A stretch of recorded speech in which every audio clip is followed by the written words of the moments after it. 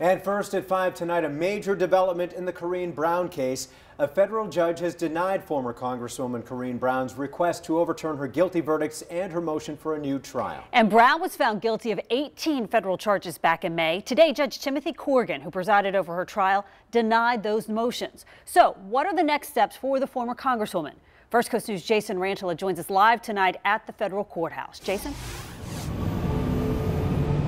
Well, guys, Brown will be back here at the courthouse 3 months from today. The denial of those motions didn't come as too much of a surprise. I talked with a former federal prosecutor who talked about what Brown and her legal team will do next.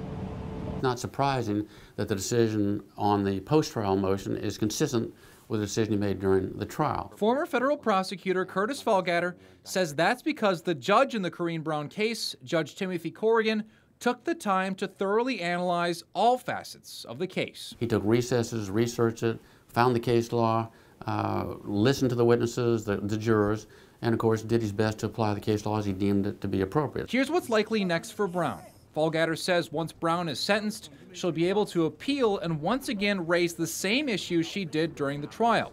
He says her big pitch on appeal will likely have to do with the dismissed juror who made comments about the Holy Spirit telling of Brown's innocence. Brown's attorney is going to say, well, but Judge, I disagree with him because really what the juror was saying is, I listened to the evidence, I'm deliberating with the other jurors, I'm doing my job. Yeah, I believe in the Holy Spirit, and he's guiding me in everything I do in life, but he's not the one telling me how to vote. If Brown is sentenced to prison time in November, Fallgatter says the judge has the choice of allowing Brown out on bond, a common move in white-collar cases, he says. If bond is granted, Fallgatter says Brown will be free for likely a year or more until the appellate court decision comes down. Brown will also likely be able to report to prison voluntarily and go to a prison of her choice.